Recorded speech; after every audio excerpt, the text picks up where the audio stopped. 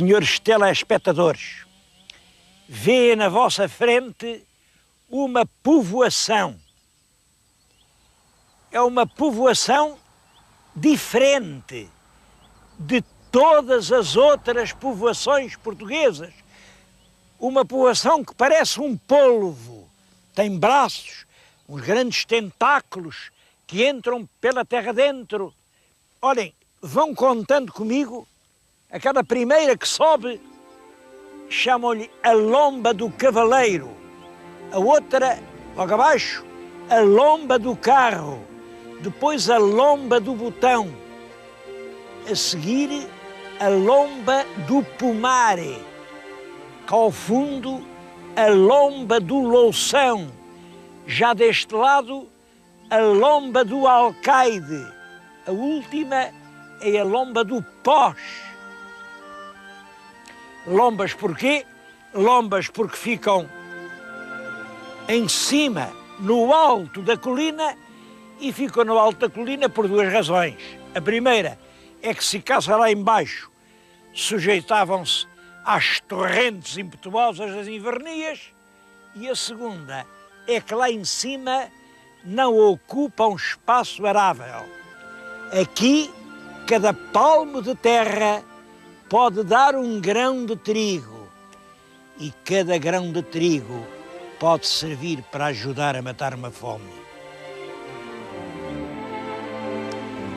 Eu ainda não disse o nome da povoação, e não o disse porque ela se chama simplesmente povoação. É uma linda cabeça de concelho aqui na ilha de São Miguel, na região autónoma dos Açores, e chama-se apenas povoação.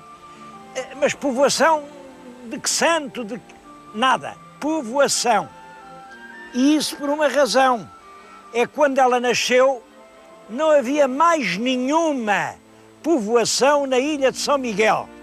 Foi aqui que o homem, pela primeira vez, iniciou a colonização da ilha. Portanto, o povo ficava aqui numas cabanitas de palha, olhem, era mesmo aqui à volta desta ribeira, porque eles vinham de Santa Maria. A primeira ilha foi Santa Maria. A certa altura o infante Dom Henrique deu ordem: eu sei que há aí perto uma ilha maior, quero que vão ocupar essa outra ilha. Era a ilha de São Miguel. Eles vieram com os barcos, andaram aí ao longo da costa, até poderem entrar em terra e calhar o navio. Isto tem muita graça porque há uma expressão portuguesa que a gente diz a cada passo. É o calhas, se calhar amanhã, é quando calha, se calhar calhou, se não calhar não calhou. De onde é que vem a palavra calhar? Calhar era isto mesmo. Os marinheiros iam para o mar e só podiam desembarcar em terra quando aparecesse um sítio onde pudessem calhar o navio. Era uma calheta. Ora bem, eles chegaram aqui e encontraram nada menos de 3 ribeiras. Uma era esta, a outra é aqui a 2 passos. Eu, com rigor, não sei em qual das 3 eles calharam o navio. Agora que foi aqui, numa das 3, não há dúvida nenhuma. É aqui que nasce a civilização da ilha de São Miguel. É aqui que a Europa chega à ilha de São Miguel. E em que data é que isso aconteceu? Esse é o problema da data do descobrimento dos Açores. É uma das questões mais confusas da história dos descobrimentos. E é curioso, é uma questão em que toda a gente sabe a verdade. Toda a gente diz foi no ano tal, porque é assim que diz fulano, é assim que diz cicrano, ou está no mapa do Valsequel. Bom, a verdade é que ninguém sabe a certeza. Ao certo, posso dizer-lhes uma coisa. No dia 2 de julho do ano de 1439, era o regente Dom Pedro, o infante Dom Henrique foi autorizado a povoar as sete ilhas dos Açores. Como sabem, elas não são 7, são 9. Mas é claro, nessa altura, as Flores e Corvo, que são realmente lá muito longe, nunca tinham sido avistadas. Mas em 2 de julho de 1439, já se sabia em Lisboa das 7 ilhas dos Açores. Mais, sabia-se que não tinham habitantes. Mais, o infante Dom Henrique já cá tinha mandado lançar gado para ver se o gado, enfim, se aguentava vivo. E já sabia que sim. Por isso é que pediu licença para mandar pôr povo. De povo vem povoar e de povoar vem povoação. Já lhes disse, a primeira terra foi Santa Maria, mas passado algum tempo vieram para aqui. Bom, e aí quem foram os primeiros portugueses a pôr o pé nestas praias, nestas ribeiras? Essa é uma história dolorosa, uma história que eu lhes vou contar.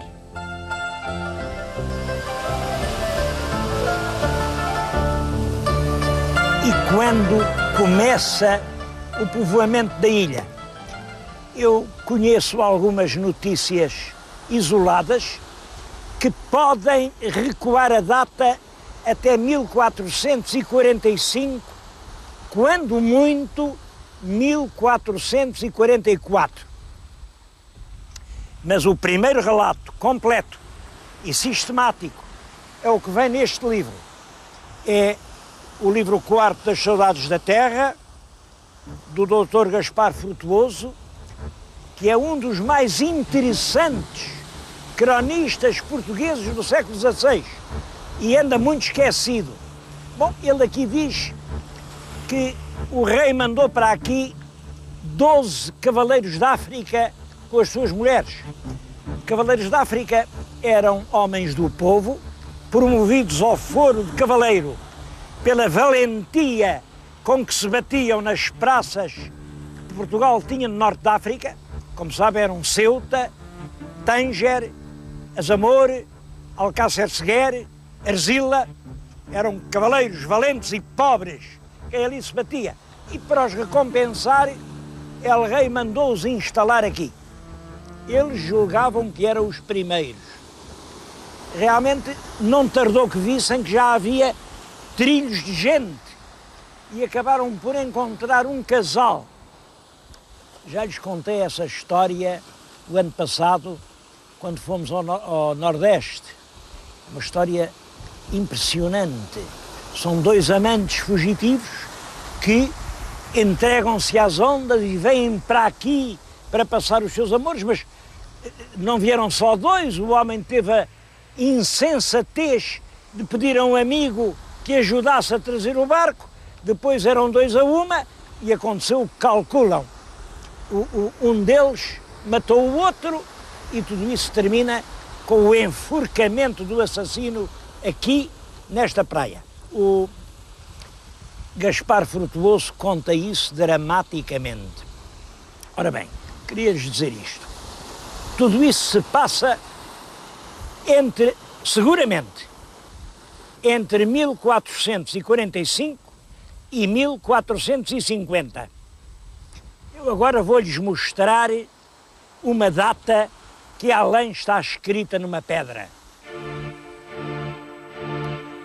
O meu telespectador, se olhar com atenção, vê nitidamente 2 letras, um M e um D. M quer dizer 1000, D quer dizer 500. Portanto, é uma data, 1500. É o reinado del rei Dom Manuel o Venturoso. Bom, mas M também é o início de mãe, mater, De quer dizer dei, de Deus, mãe de Deus. Havia aqui um forte, nessa altura, chamado Forte da Mãe de Deus.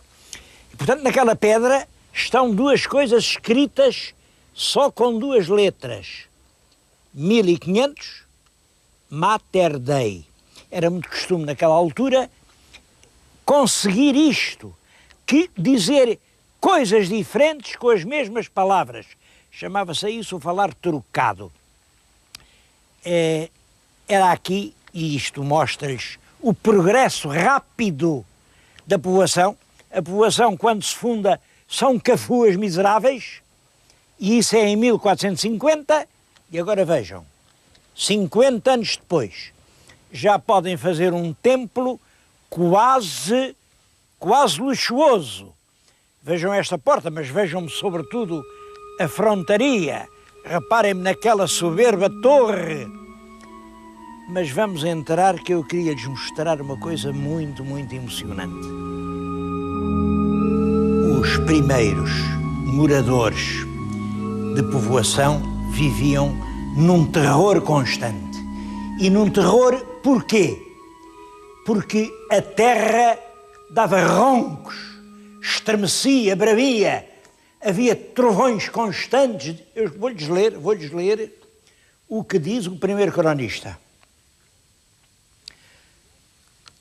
Morando os descobridores em suas cafuas de palha e feno, ouviram, quase por espaço de um ano, tamanho arruído, bramidos e roncos, que a terra, com grandes tremores, ainda procedida a sobreção e fogo do pico que se mira dantes, que, estando todos pasmados e medrosos, sustentando a vida com muito trabalho, assentaram de se tornar ao reino, mas, por falta da embarcação, o não fizeram, porque o navio já se tinha ido embora.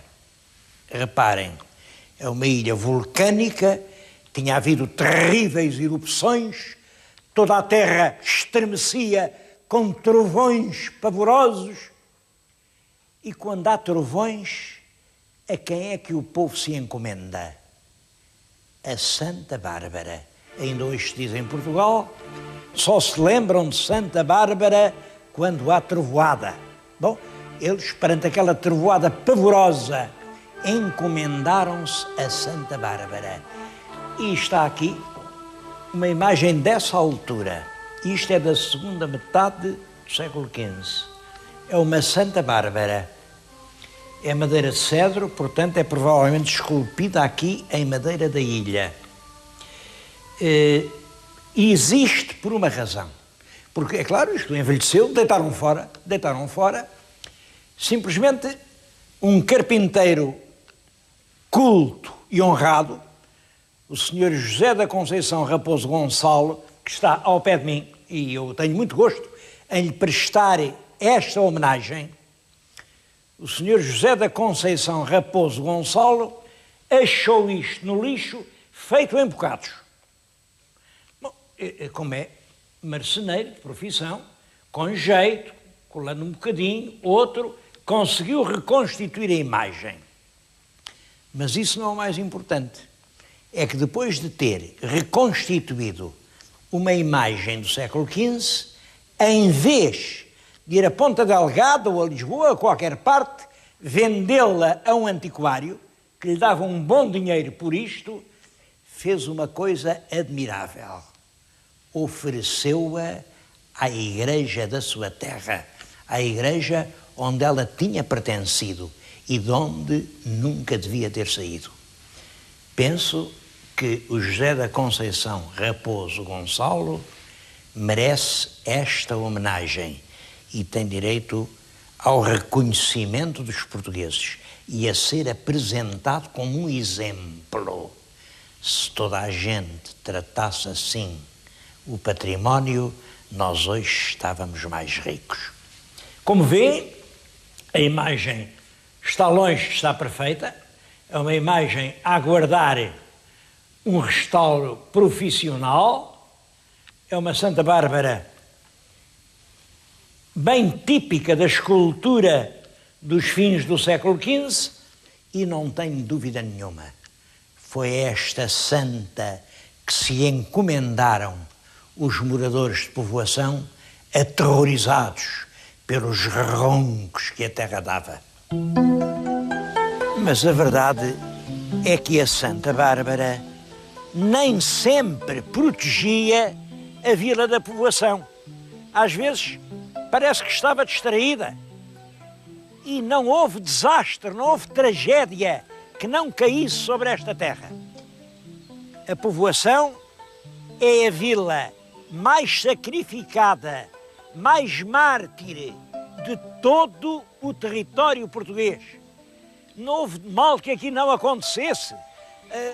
Logo no século XVI foram erupções de vulcões. No século XVII, o terrível vulcão aqui das Furnas, de 1630. Ou então eram pedaços de montanhas que se desprendiam, caíam sobre as casas, matavam as pessoas. Mas, sobretudo, as ribeiras. As ribeiras, já lhes falei nas 3 ribeiras, os portugueses gostavam muito de pôr as casinhas à beira das ribeiras, porque, é claro, tinham peixe, tinham água fresca, tinham caminhos para o interior, tinham varadores para os seus navios, e tudo bem.